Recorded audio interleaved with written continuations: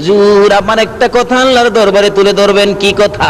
আপনি নবীর উম্মত যারা হবে, আপনি নবীর আশেক পাগল যারা হবে, আপনি নবীর মতো নবী পাইয়া যারা আপনার কথা মতো জিন্দেগি করবে, আপনাকে ভালোবাসবে, আপনার আশেক পাগল উম্মতের জন্য আমি জিবরাইলের একটা দাবি, হাসরের জমিন যেদিন কায়েম হবে, আদা টুকরে যেদিন সূর্য থাকবে, ফুলসিরাতের 30,000 বছরের রাস্তা ফুল যেদিন পার হতে হবে, হীরার চেয়ে তার চুলের চেয়ে চিকন হবে, নিচে জাহান্নাম থাকবে, ওই বিপদময় মুহূর্তে আপনি নবীর উম্মতের জন্য ফুলসিরাতের ফুল পার করে দেওয়ার জন্য আমি জিবরাইল 600 নূরের পাখা বিছাইয়া দিতে চাই।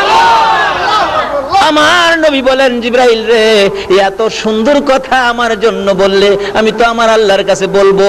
সঙ্গে সঙ্গে আমার আল্লাহ বলেন, বন্ধু গো, আপনার উম্মতের এই দাবিটুকুন জিবরাইলের পক্ষ থেকে যা করেছে আমি আল্লাহ এখনই কবুল করে নিলাম।